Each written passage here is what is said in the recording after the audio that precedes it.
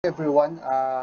For today's lesson, we're going to have our fifth lesson, which is the significance and scope and limitation of the study.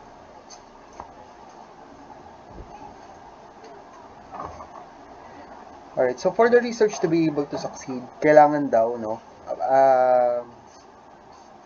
or it is necessary to present the importance of the research, not only to the researchers, but also to the community and society where they belong. So para daw mas magkaroon or mas maging successful ang isang research, kailangan na i-enumerate natin ano yung importance, ano yung significance ng study, hindi lang sa ating mga researchers, kundi doon sa community or sa kinabibilangan nating society. Okay? So, let us have this one first. Enumerate at least 3 possible beneficiaries of the study with each given field of interest. So, ano yun yung mga possible, or sino-sino yung mga possible na magbe-benefit sa mga studies, no? Halimbawa sa education. So, sino-sino yung mga possible na magbe-benefit? So, nandyan yung, for example, teachers, syempre students, and then yung mga educational lawmakers or policy makers. Okay? Sa household, sino yung mga possible? So, nandyan yung family, or specifically yung parents, no? For example, yung children, sino pa? Mga barangay, mga barangay government unit. So, if we're going to have a topic regarding households, pag sa business naman, dyan naman papasok yung entrepreneurs, customers or consumers, saka yung mga aspiring businessmen or aspiring entrepreneurs. Okay, so sila yung mga magbe-benefit ng study. So, ganun lang, no? Ganun lang yung paraan or way para i-identify yung significance ng study. Kailangan alam natin sino yung mga magbe-benefit ng study. Okay. So, significance of the study is presented by enumerating the importance. You are going to enumerate the importance of the study from the target beneficiaries, including the people or group of people in the community level, province level, region level, or even national level. And lastly, you have to include the researchers themselves, or yung lagi nga nating nilalagay nung nasa PR1 tayo, no, yung future researchers. Kasi kagaya na sabi kanina, you are going to enumerate the importance by having or by considering the beneficiaries or target beneficiaries of the study. Sino yung mga magbe-benefit ng study? Okay, so in order for us to have or to prove, no, the importance of the study, we have to consider these several components para masabi natin na merong importance yung ating study. Una, research should solve the problem and needs, no, depende sa anong field, kung sa education man yan, sa community man yan, or sa government yan, no. Bridging a knowledge gap, no, alam na natin yan, merong research gap na tinatawag, and as much as possible ay dapat yung research gap na yan ay mapupunan ng ating study. Okay. Improving social, economic, and health conditions, dapat may improvement dun sa field na papasukin natin. Halimbawa sa education, at some point, meron dapat na i-improve na isang aspect yung study natin. Enriching research instruments, methods, and strategies, dapat ay meron tayong na-impart na improvement and enrichment dun sa methodology. And specifically sa research instrument, no, yun nga, di ba, kumukuha tayo ng questionnaire, no, at some point meron tayong sariling development na gagawin dyan. So sa ganung paraan na-enrich natin yung research instrument. And lastly, supporting government trusts, yung mga initiative ng governments, no, yung mga activities, mga programs na ini-implement ng government ay as much as possible ay meron tayong mai-impart, no, as support for those government initiatives. Okay? So the following should be addressed in the significance of the study or significance of the study. Okay? So etong apat na to, kailangan magkaroon ng mga representative tong apat na to dun sa ating tinatawag na significance of the study. Dapat ay matarget natin sila as our beneficiaries. Okay? So, una, government. Anong government agency yung tatamaan ng study natin or magbe-benefit sa study natin? Anong government organization, sa academe, sa school, sino yung mga magbe-benefit, sa community, and lastly, yung tinatawag natin future researchers, yung mga susunod na researchers ahead of us. Example, no? So we have a research title here. The title is Analyzing the Relationship Between Personality and Academic Performance of High School Students in General Mariano Alvarez, Cavite. So based on this title, what do you think are the beneficiaries of our study based on our title? Okay, so sabi natin kanina may apat, no? Firstly, we have the government. Second ay yung academe, and then third ay yung community or yung society, and then last is the future researcher. So let us have a concrete example here. So ito yung mga magbe-benefit ng study or sila yung mga beneficiaries ng study. First, yung DepEd or the Department of Education. So yung DepEd ay part ng government, so may entry na tayo for the government.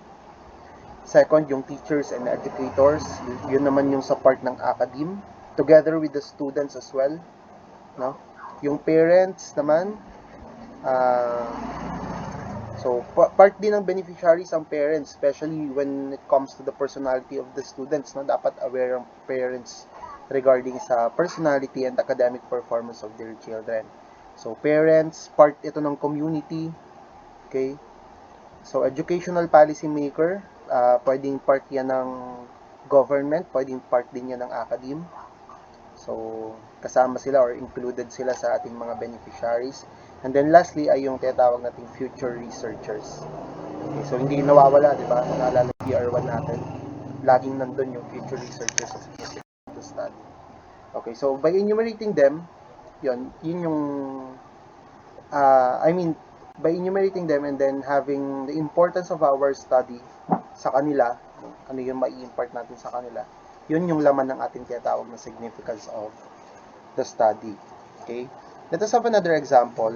We have a research title here. The title is The Correlational Study Between Cleanliness Level and Hygiene Behavior of Family Members in General Mariano Alvarez, Cavite.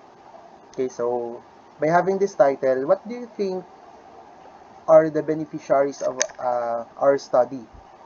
Okay, so ulitin natin, meron tayong apat: government, academe, sa school, and then yung pangatlo, yung community, and then lastly ay future researchers. So let us have a concrete example here. So based on the title, we can consider that these are the significance of our study. First, we have the family. Okay, so family is part of the community. So meron na tayong entry for the community. Department of Health or DOH, no, sila kasi nag-i-implement ng mga malalaki or national level program. So part ng government ito together with the local government unit, yung mga maliliit simula sa munisipyo hanggang sa barangay, no, barangay level. Sila kasi yung mga mag-i-implement ng mga barangay level na activities and programs, health programs, no. Health practitioners, pwedeng itong part na to ay galing sa academe, no, yung mga aspiring health students natin. Yan, so isa sila sa mga pwedeng makinabang ng ating research. And then lastly, yung future researchers. Okay, so lagi silang nandyan. Okay? So let us now move on to the second part of this lesson. We have the scope and limitations of the study. Alright, so for us to present the significance as well as the beneficiaries of the study, so kagaya ng sabi kanina, importante na ma-state natin, no, yung significance ng ating study. It is also necessary to set the boundaries. Dapat ay ma-set din natin hanggang saan lang ba or hanggang kailan lang ba yung ating study. So at this particular part, this is called the scope and limitation, or sa other terms, we also have the scope and delimitation of the study. Okay. So, scope and limitations of the study discusses the coverage of the study area, Hanggang saan lang ba tayo in terms of area, yung tinatawag na research local, no, kung natatandaan nyo. The subjects, or yun yung tinatawag na participants, yung gagamitin nating research instrument or data gathering tool.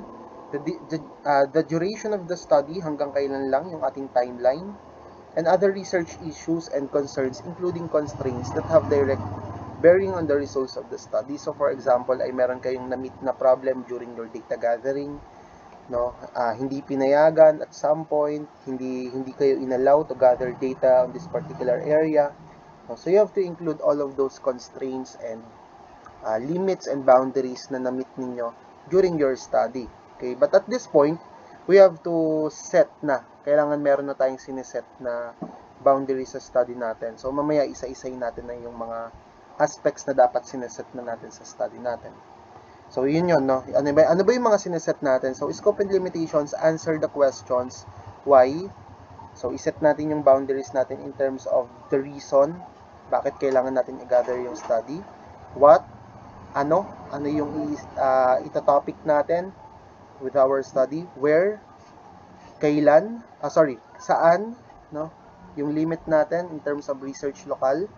When, kailan, yung timeline. And then, lastly, yung who. Now, we have to answer the question who. Sino lang ba yung involved sa study natin? Okay? So, first, we have to answer the question why. Why is there an investigation, inquiry, or study? Ano yung reason? No, it discusses the aim or purpose of the study. Kung natatandaan nyo, we have the objective or the main objective of our study. Dapat included siya dito. Kasi that answers the question why. Ano yung reason bakit mo ito pinag-aaralan. And then second, we have what, ano naman yung topic. So at this point, it discusses the subject matter or topic to be investigated. Ano yung topic na meron ka? Okay. Pangatlo, where, saan.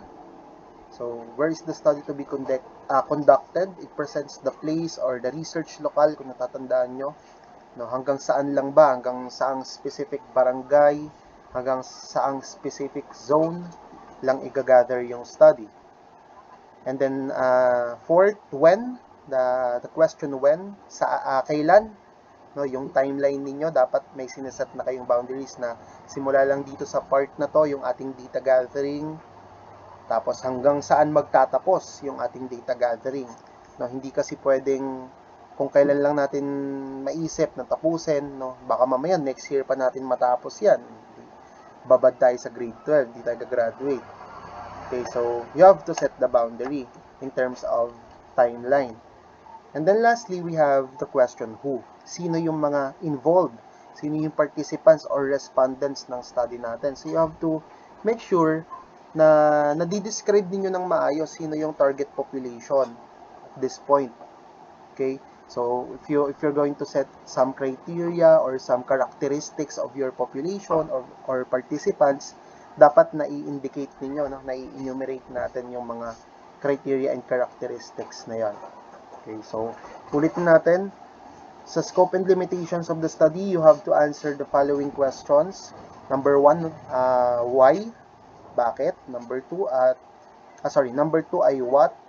Number 3, where, number 4, when, and then number 5 ay who. No, yung WH questions or yung basic WH question lang naman yan. Okay? So, I hope okay tayo doon, no? So, dalawang parts ng ating chapter 1, kung natatandaan nyo, dalawang parts ng ating chapter 1 ito. Yung una ay significance, and then the second one ay yung scope and limitations of the study. Okay.